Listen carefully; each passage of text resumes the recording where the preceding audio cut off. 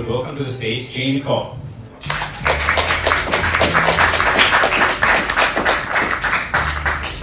Slide is down. Next slide is down? Okay, Yeah. cool.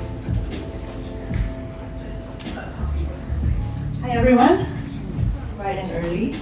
I think the organizers, they took a big risk by asking someone from my industry to come so early. But glad to see all of you here. And thanks to my colleague Iris as well, who will be leading our tasting. I don't think she's used to coming to events so early as well.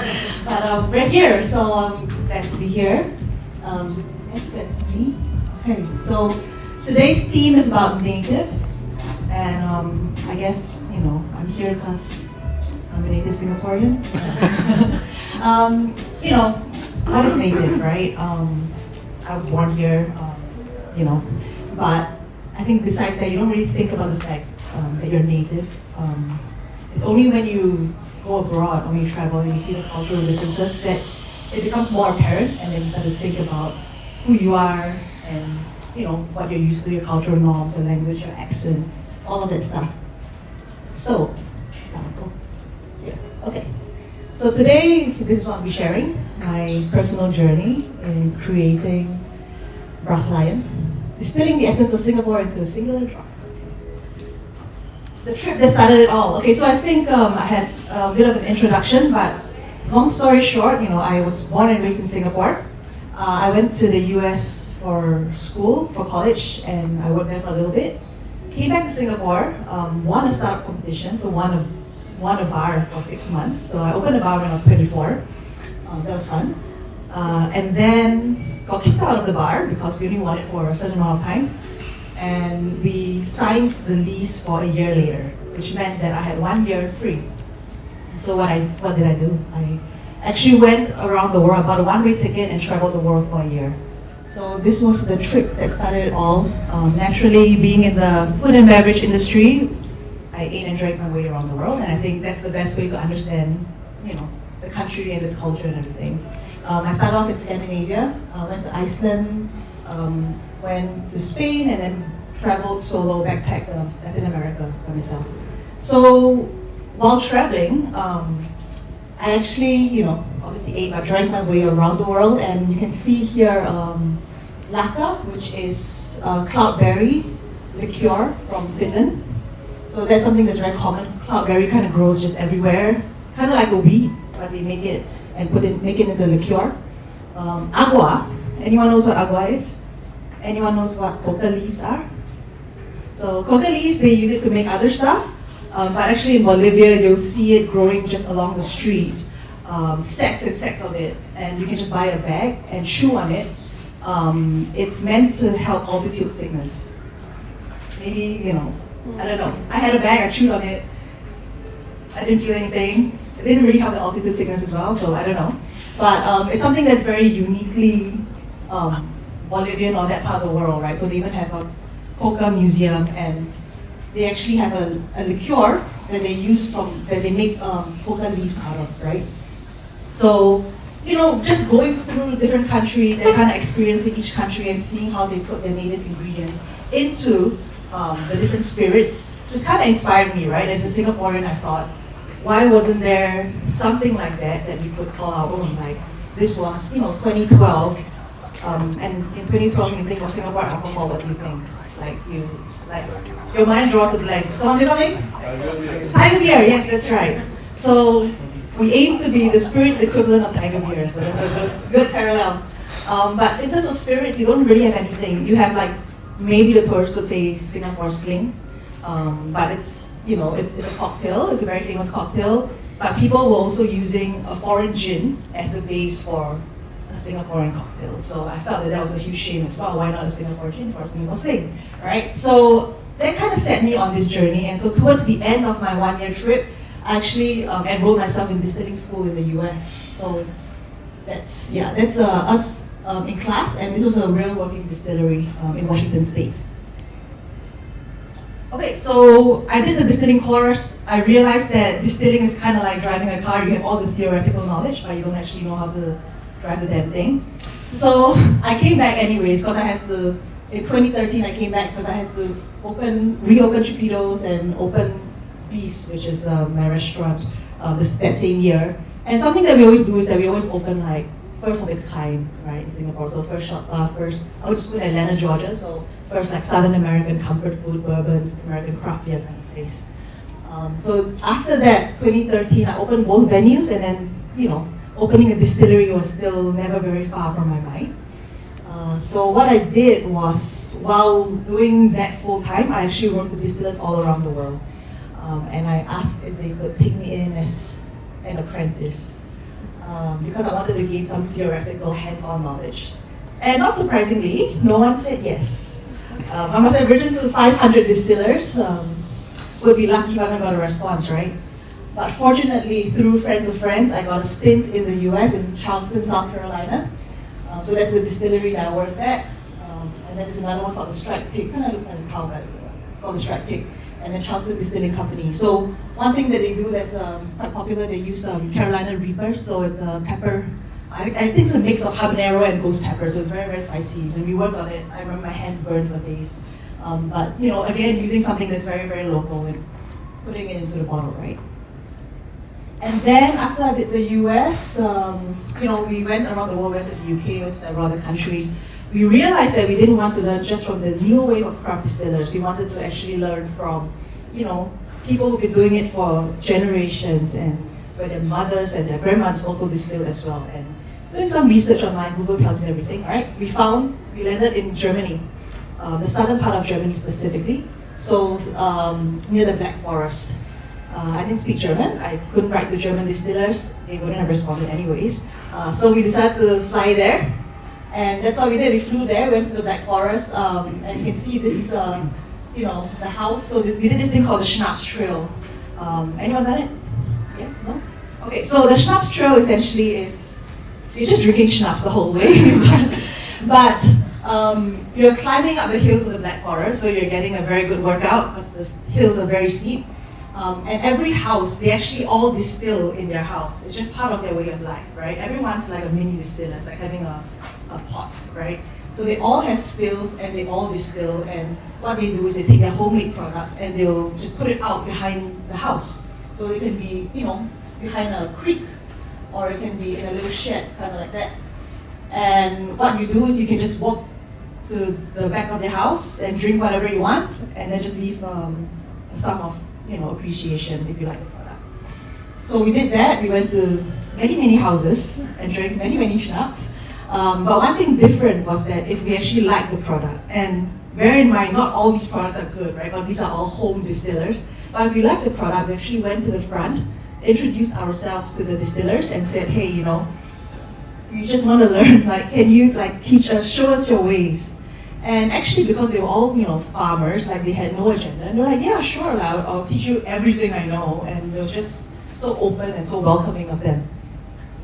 And so that was kind of how we came back. We met, but they're German, so they're kind of on their own time, right? So we met this guy, and then he said, well, my perception of Germans were, they're very exact and precise. After working extensively in Germany, that's not always the case. So this guy told us that we could come back a couple months later to learn. And so we flew back, and he said, oh, actually, you're here during the wrong period of time. Number one, my distillery burned down. And number two, it's actually harvesting time, so we don't actually have anything to distill. But you know what we're doing? We're actually planting Christmas trees, because Christmas is coming, and we're going to give, for every bottle of schnapps people buy, we're going to give them a free Christmas tree. So you guys can help to plant Christmas trees. So that was fun. Fortunately, I wasn't the one planting Christmas trees, but it was, yeah. So it was a wasted trip, but nothing's ever wasted, because through his connections, we actually got to know our master distiller, who's this guy called Frank. And Frank, honestly, really taught us everything that we knew. So we went there the next couple of years, and we went 3-4 times and just learned and trained under him, to the point where we thought, okay, now we have not only the theoretical knowledge, but the practical knowledge, right, of distilling. And so it came time to develop the recipe for our very first product, right, which was the Singapore dry gin. And so, what makes a gin Singaporean? I guess Singapore, it's an important port in the spice trade. A lot of spices go through Singapore. But what is Singaporean? A lot of these spices, coming from east to west, but not exactly Singaporean. Not many ingredients truly native to Singapore, but I think we pick. I mean, a lot of these ingredients are Southeast Asian, right? But I think we pick what we know. So Singapore is a melting pot of cultures. It's that blend of cultures and the cuisine and what we grew up with that makes us unique. So we took that. So I knew that we didn't want like a singularly focused gin for our first product. Can't just be like, okay, it'll be Singapore gin, it is pandan or it is lemongrass. Because there isn't, I feel, a definitive like one ingredient that makes it Singaporean. It has to represent Singapore, it has to come from, represent a multitude of cultures. And when you drink our gin, you can't pick out that, okay, this is one particular ingredient. It's just everything blends together harmoniously as well, right? And of course, tropical. We didn't want to copy the style of the London dry gin, which typically is more juniper forward, a bit heavier, good for colder weather. We wanted, we're in the tropics, so we want something easy, refreshing, citrusy, fresh, so a tropical gin as well. So we knew the end result, but we didn't know how to get there, right? So what did we do? I went to, the grocery store, I went to the wet markets, I went to the Chinese medicine shops, went to all these places, bought everything I could find, packed it in a suitcase and brought it to Germany. We didn't have the license to distill, so we had to do it in Germany. And yeah, it was interesting making it through customs.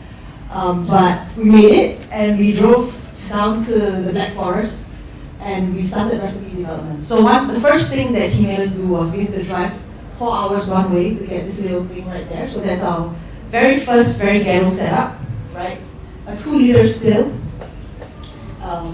So we were literally up in the hills. That was where we stayed, and we were the only house, So it was literally in the middle of nowhere, and we were just holed up in this place for days on end because we had 60 different botanicals, and we had to distill them individually.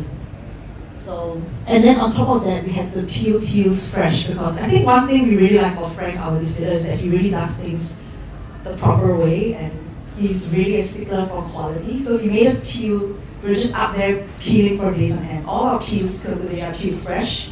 Of course, we go to larger commercial scale distilleries.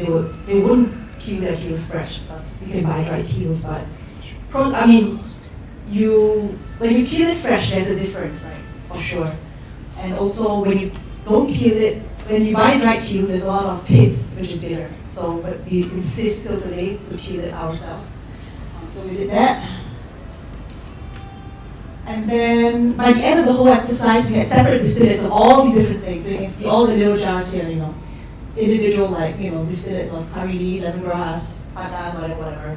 And it was just a matter of figuring out at this point, how can we blend all these things together? What flavors would work together to create the right blend that we wanted? Which flavors, sing together harmoniously. That's actually our very first recipe. It's in German. And then that's me with Frank at his distillery, just kind of plugging away at the recipe. So we got the recipe, we went back to Singapore, let people try it, and back and forth, but we finally got the recipe sorted, right? So that became the recipe for our first product, the Singapore dry gin. Okay, so I think, we had the first product, and that's something that we always try to do, because I think people who are not familiar with gin, they always say, oh, I don't really like gin, or I'm scared of gin.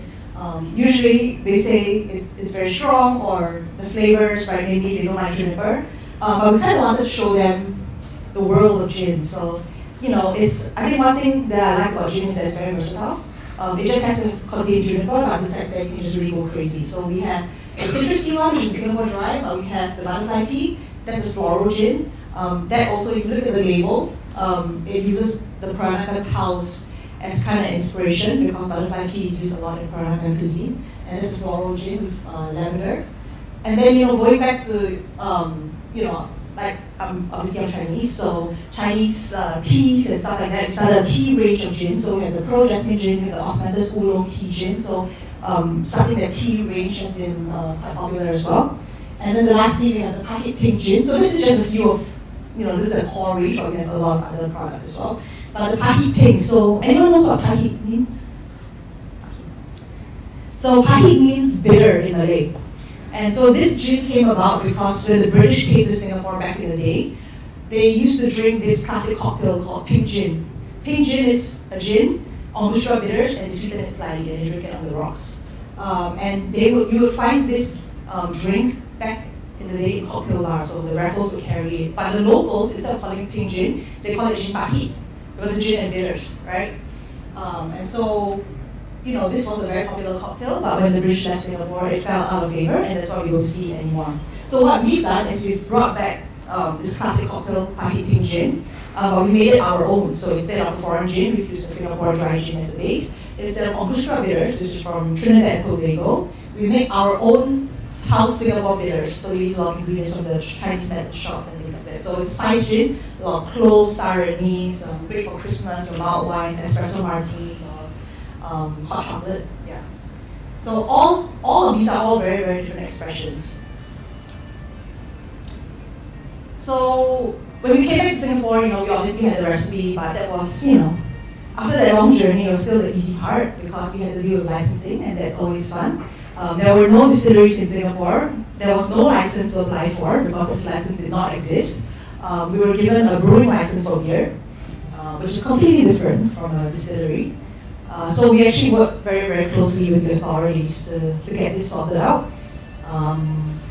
We actually had to tell them, because you're distilling with high proof, right? With beer is just, much lower in ABV, or beer is 9%. When alcohol comes on the still, it can be as high as 90%. So we said, hey, have you thought of fire? Putting in these measures. So we were kind of like working very closely, kind of advising them on our process and what they should put in place. So, kind of wrote the rule book for distilleries. And then we also wanted one more thing, which was that we wanted to be not just a manufacturing facility. Because when we applied the license, we said, you can go to Tuas or Mandai or Sembawang or somewhere and hold up in a food factory. And that would have been very easy to get, right? But we said we don't want that experience. We wanted people to come through and do all these things. And said this license, this model doesn't exist because you're either or. You can be commercial and industrial production at the same time. And so we fought really hard for that as well. So, amongst other things, so this licensing thing took about 3 years before we managed to get that sorted out. But we finally got it, and we opened our doors in 2018. So these are some things that we've always done. So going local, sustainability is a huge part of our business. We reuse all the spent botanicals in our gin. So during COVID, we made sanitizer. You can actually drink it, but I wouldn't advise you to drink it. We were actually sending a lot to the migrant workers, but we were telling them not, and they were holed up in dorms, right? So we were telling them not to drink it. It smells like gin, so it actually smells quite delicious. And then besides that, we make, so we started like a series, right, where we make products from the spent botanicals and things like that. So Singapore Dry Gin, we made hot sauce from it. We just launched, what did we launch? Pearl Jasmine Gin. And what we did was we actually made a tea, we have the Chinese tea egg thing, the black color tea egg, chai tan. Yeah, so we actually made a tea sachet from the spent botanicals. With the osmanthus oolong, which we launched over Chinese New Year, we actually took the osmanthus oolong and we baked it into the Chinese New Year cookies. So everything we try to reuse and repurpose, because they're still all full of flavor, right? Sourcing locally as well. Until today, we source from within a 5-kilometer radius of the distillery. So we go to the Pasir Panjang wholesale market, which is just around the corner. We go to the Chinese medicine shops, and we have a little garden as well, so as local as possible. Community collaboration. So we collaborate with like-minded, craftsmen or companies. So we work with a local chocolatier. We work with local coffee makers and big kombucha. So things like that, where we can showcase and shout about businesses and fun collaborations always come out of it. So that's something that we always like to do. Oops. Next. Okay. Experiences. So this is what we fought really hard to have, of building that people can come into, right? So things that we have, we have a gin school, which is first of its kind in Asia. You can come in and make your own gin. We have the distillery tour, you have gin tasting experiences, and a garden. Sometimes we have parties there, and then you can have food and drinks as well. So it's a full-fledged, holistic brand experience. What's next? Okay, so I think, COVID obviously came when we opened, and then COVID came. So now it's really about us bringing and sharing our product and the Singapore stories and our identity with the rest of the world. So bringing it out there. That's why I say, we aim to be the tiger equivalent because, we go out there. Actually, when I was studying in the US, they keep saying that tigers will get like the menus, they got confused. So that's something that we really try to do and say, put that Singapore stamp on it when we go out to the world. But also it's like what stories do we tell and what do we showcase. Every country is different in this. Something exciting and something to think about every time you enter a new market, right? And then innovation via NPD, new product development. So we always try to be innovative. I mean, we were innovative when we did the gin. Now, obviously, everyone's quite familiar with gin, and there are quite a few gin brands. We always do new things, so we launched a whiskey. Singapore Source Whiskey, we launched it August last year. We sold out quite quickly, I believe, so more of that. Maybe non-alc, you can't escape the whole conversation about non-alcoholic stuff, so possibly that, other liqueurs and amaros and things like that, we're always innovating as well. Yeah, I think that's always the fun part, right? Okay, so I think that kind of wraps up my time for today. I'm happy to hang around for questions that you guys have. I think it is question time, but after that, there's time for a taste of Singapore behind. So, thank you very much. Thanks, Jamie, for the great presentation. So usually we have a Q&A session after that. I can start with one question that I have. I don't know how familiar people are with gin here in general, but why is it called dry gin? What does it mean when you say like dry gin? Okay, so the typical style is called London dry gin, right? It doesn't mean that it has to be from London, it's just a style of gin. There are a few different criteria, right? Your base has to be about 90% and 96% and a whole bunch of other technical stuff. I think the most important point is that with dry gin, after distillation, we don't add anything to it. So for example, our Singapore Dry is our take on the London Dry because we distilled in that same distilling tradition, right? And a lot of famous gin brands they see are more or less in the London Dry style, the Bombay and things like that. But we have the butterfly pea gin where you can see that it's blue. So any colored gin is not a London Dry gin because post distillation they actually add. So we add butterfly pea flowers after that to give it that lovely blue color. So then that wouldn't be considered dry gin. Thank you. And one more. Why do you pick gin out of all the spirits? So vodka is very boring to make.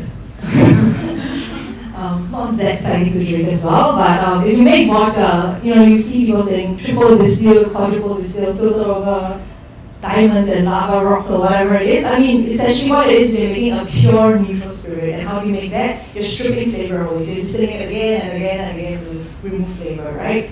That being said, we might make a vodka, who knows, right? But it's not a very exciting process, right? And you don't have a lot of chance to set your own creativity on it. Whereas with gin, gin essentially is a flavored vodka, right? And so you start with a blank canvas, right? Your neutral spirit, and then you can kind of paint whatever picture you want. And you can have so many different styles and so many different varieties. So it's a lot more exciting. And I feel that, us wanting to showcase Singapore and the botanicals that we have and all that, gin is a perfect vehicle for that, right? But I mean, we did other stuff. So the whiskey, for example, was really an experiment. So we had only one barrel, and we just wanted to see how a barrel of whiskey would age in Singapore. So we collaborated with a local brewery. They sent us a beer wash. We distilled that. We worked around the clock. Distilled for 7 days. Put it in a barrel and we tasted it every 6 months to see how it's shaping up.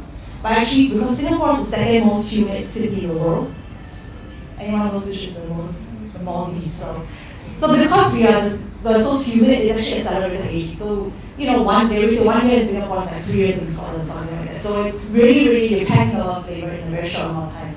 So you don't have to age it for that long. And it was just an experiment because we didn't know how it would shape up. So it turned out pretty well. So. Thank you. Any questions from the audience? So we actually attended one of your workshops on how to make gin in 2019. Yeah, so it was at Grassline. We spent like about 4 to 5 hours making our own gin, bottling it and all that. It's very inspiring because all my friends and I started rectifying gin during COVID. So we didn't flavor it, but we rectified it at home using a basic gin, and we came up with different recipes and stuff. So that was really cool. But I guess what I wanted to ask was, since Frank mentored you, are you open to mentoring the next generation of people who might be interested in distilling, so they don't actually have to trek all the way to the forest? That's a good question. And also, actually, after that, we then realized actually why a lot of the distilleries turned us down. So the answer to your question is yes, but also like we know why now, because actually distilling you don't need a lot of people. We're quite a small team. So to have someone on board full time, I think we wouldn't really know what to do with the person like half the time, you know. And half the time it's not very exciting. People think like, oh, distilling is very exciting, but half the time you're labeling and bottling and writing the bottle numbers and things like that. So, you know, if you're not with that, you know, we always need to do QQs and do all that stuff. So, yeah.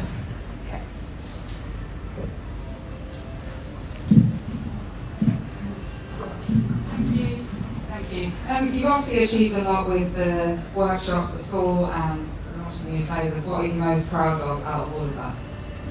I think the fact that we actually launched in the first place. So all that, you know, that's easy because we actually open and we had the right to operate and then we can do all these things. But I think, you know, no one talks about the 6 years that it took us to actually launch. It's like 6 years of uncertainty actually. So a lot of times it plays in your mind like, oh, I'm doing all this work, I'm traveling to all these places, speaking to all these people, I'm paying thousands for a distilling workshop or whatever it is, right? And at the back of your mind, you're like, well, you know, we may never get a license because there's a reason why there hasn't been a licensing out before. And when we tried asking for it, like we were faced with so much resistance, everyone's like, no, it's not us, it's them, and you know, just kind of being sent around the circle. So it's just 6 years of uncertainty. So I think the proudest would be the fact that we actually had a full bottle and a real product that we launched. Thank you. Yeah, thank you. Don't open a vodka bar, please.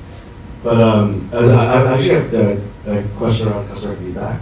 I'm curious, like number one, like what is coolest or most interesting piece of like customer or partner feedback you received, and number two is like what was actually the most useful or helpful that you received. So I think one interesting comment or feedback that we had, I think it might be even on our website, but we went to this gin festival. We were displaying or showcasing our gin in the UK, and this guy came and he drank our gin and he's like, it tastes like, what did he say? Like rain on a summer's day or something. It was very poetic. I was like, oh wow, like that works. Like I like that, you know. So I think we took it.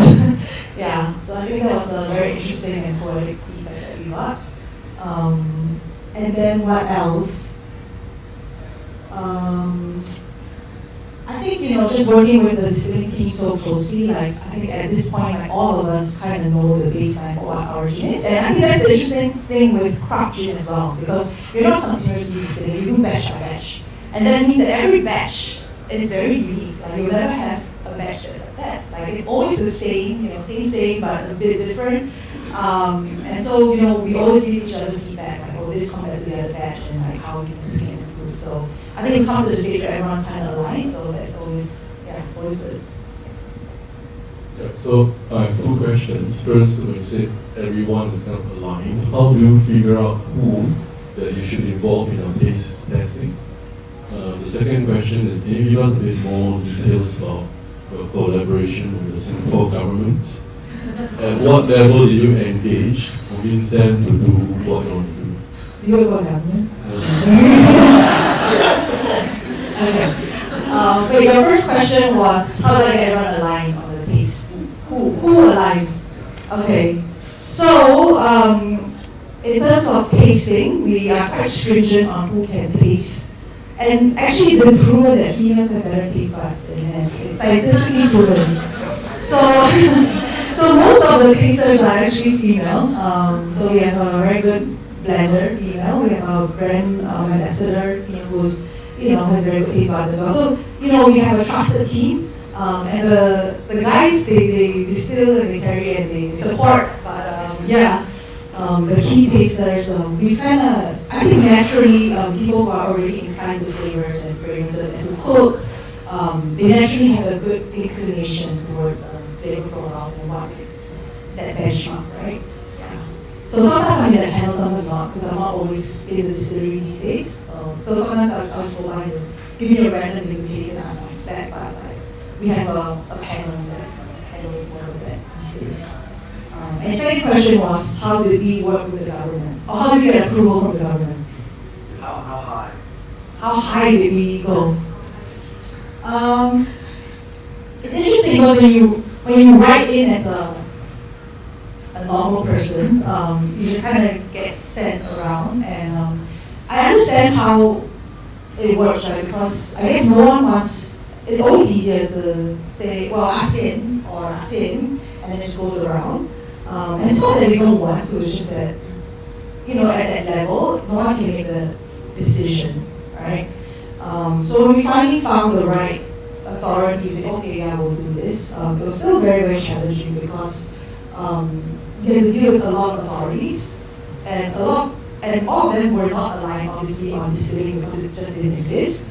So we had to deal with the food licensing, the fire guys, the distilling guys, the customs guys, we pay tax to, and everyone was not aligned, and no one wanted to make a call on what is the alignment as well. And to be fair to them, I think everyone was very receptive and open to it. It was just that they didn't know how. So yeah, it was a struggle, but I think, what did we do? I kind of blocked that part out of my memory because it's so traumatic. we got it somehow. It was just a lot of persistence and a lot of writing in and going speaking with different people. But yeah, it was painful. Blocked it out, but it just took a very long time. Did you have to give them samples? We weren't allowed to distill, so I didn't mind anything. But actually at the third floor of the beach, we were making some spirit moonshine. Okay, we have like one more question, and then. Yeah, hi. Your story is very inspiring to me, and I believe it has been many, many years of struggles, and I really need to know what motivates you to press on. It's a very good question. What motivates me to press on? I feel like for me, I'm quite persistent, so once I have something in my mind, I will make sure that it gets done. And I think one thing that I like as well is to start new things. So I'm an ideas person. I like to bring new things to Singapore. And I thought that this was something that was a gap in the market. And I could see it especially because, I run my bars and stuff, and I could see that people were asking a bit more questions about what they're drinking. It was just more about the quality of what they're drinking, where is it from. Because everything that you ingest, it affects you and how you feel the next day and everything, right? And some products aren't made very well. I got to the point where I could blind taste 60 gins. I brought it all to Frank, and I could blind taste exactly what gin it was. And he trained us to the point where he said, if you drink this gin, you know that it's not made well. You can taste that it's been cut incorrectly, or there's methanol or this or that, right? And so that affects your hangover and everything. So, we wanted to make good quality spirits because we felt that people were caring a bit more about that. So quality over quantity. And then people started to care more about the origin story as well. And I also, as Singaporean, wanted to really bring that Singapore brand across and create a Singapore brand. So I think those are the things that motivated me. Why I stuck with it for so long, I'm not sure why. Maybe it's just sheer determination, but yeah. Foolishness, I don't know. We're talking about it just now. But I just really had the idea and I really wanted to see it through. Yeah. Hey, thank you very much for your questions and for your answers. Please round of applause to Jenny.